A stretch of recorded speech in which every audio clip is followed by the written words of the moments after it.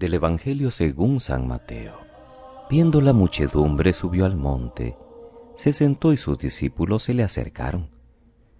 Y tomando la palabra les enseñaba diciendo: Bienaventurados los pobres de espíritu, porque de ellos es el reino de los cielos. Bienaventurados los mansos, porque ellos poseerán en herencia la tierra. Bienaventurados los que lloran, porque ellos serán consolados. Bienaventurados los que tienen hambre y sed de la justicia, porque ellos serán saciados. Bienaventurados los misericordiosos, porque ellos alcanzarán misericordia.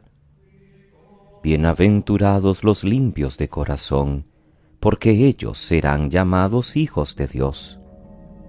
Bienaventurados los perseguidos por causa de la justicia, porque de ellos es el reino de los cielos.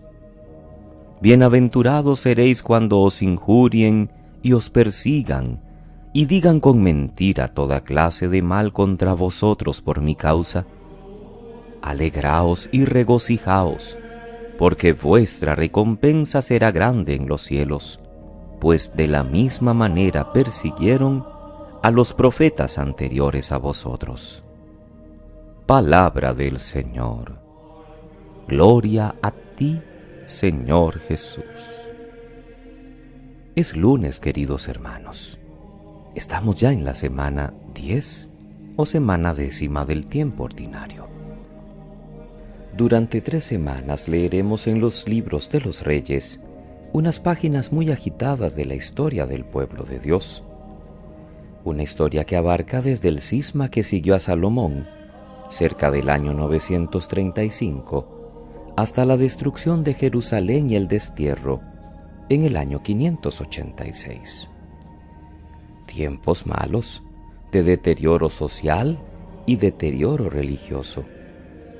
La lenta destrucción de un pueblo y de sus mejores valores por culpa muchas veces de reyes decadentes. Las páginas que vamos a leer son una meditación sobre la debilidad del pueblo elegido de Dios, muchas veces infiel, olvidadizo y cambiante en sus criterios. Pero Dios suscita profetas como Elías o Eliseo, defensores valientes de los derechos de Dios y también de los derechos del pueblo. Podríamos llamarles profetas de fuego, sobre todo a Elías, que subraya su predicación con signos milagrosos para que el pueblo pueda comprender que viene en el nombre del Señor. Hoy empezamos la lectura del ciclo de Elías, uno de los personajes principales de la historia de Israel. Su nombre significa Yahvé es mi Dios. En la escena de la transfiguración no podemos olvidar que aparece juntamente con Moisés acompañando a Jesús y hablando de lo que sucederá en Jerusalén. Elías es figura de Jesús sobre todo por las contradicciones que sufrió debido a la valentía de sus denuncias. Hoy se enfrenta a Ahab, un rey débil manejado por su esposa Jezabel, una mujer que ha empujado al pueblo a la idolatría. A la vez es un rey que falta clamorosamente a la justicia social y se aprovecha del poder en beneficio propio. Elías por eso le anuncia una gran sequía, que por una parte era frecuente en las tierras de Palestina, pero él la interpreta como castigo a sus pecados. Y hay una clara ironía en el relato porque el dios fenicio Baal, al que se habían pasado muchos israelitas, era considerado precisamente el dios de la lluvia y la fertilidad. Elías tiene que huir porque lo persiguen. Se esconde junto a un torrente y hará vida de ermitaño, ayudado milagrosamente por Dios en ese tiempo de sequía y de hambre.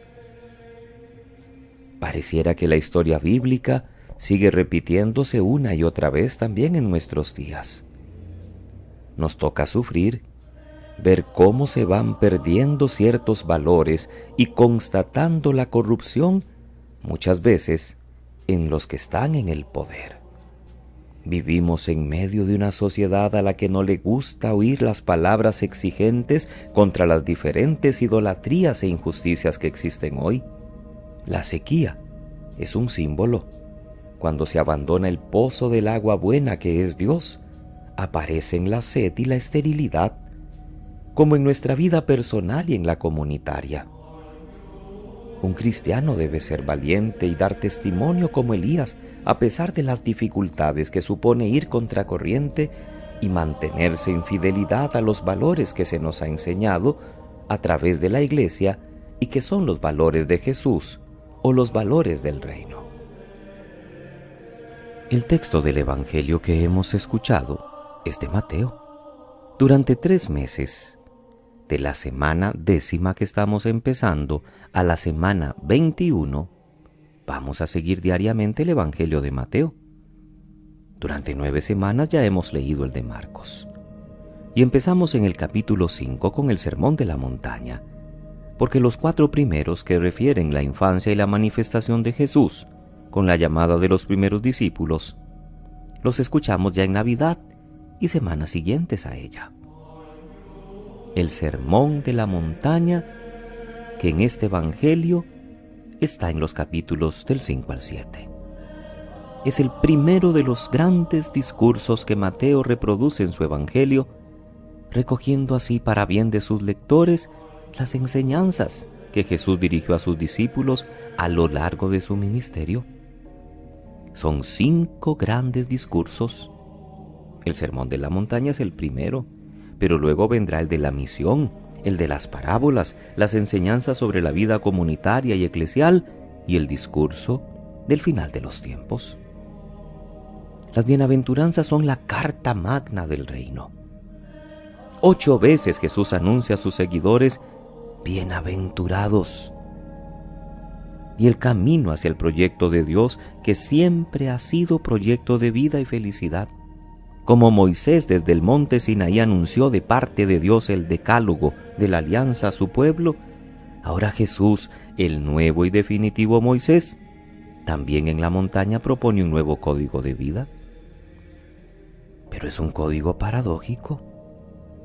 Llama bienaventurados o felices a los pobres, a los humildes, a los de corazón misericordioso, a los que trabajan por la paz, a los que lloran, a los perseguidos, a los limpios de corazón. Naturalmente la felicidad no está en la misma pobreza, o en las lágrimas o en la persecución, sino en lo que esta actitud de apertura y de sencillez representa y en el premio que Jesús promete. Los que son llamados bienaventurados por Jesús son los pobres de Yahvé, los que no son autosuficientes, los que no se apoyan en sí mismos, sino en Dios, los que quieren seguir este camino.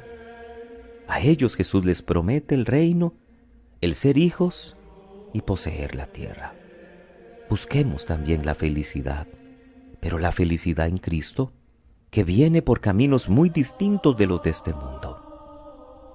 La sociedad en que vivimos llama dichosos a los ricos, a los que tienen éxito, a los que ríen, a los que consiguen satisfacer sus deseos. El reino no, y ya lo hemos escuchado. Por eso la propuesta de Jesús es revolucionaria, es sencilla y profunda, es gozosa y exigente. Se podría decir que el único que la ha llevado a cabo en plenitud es Él mismo, porque Él es el pobre, el que crea paz, el misericordioso, el limpio de corazón y el perseguido.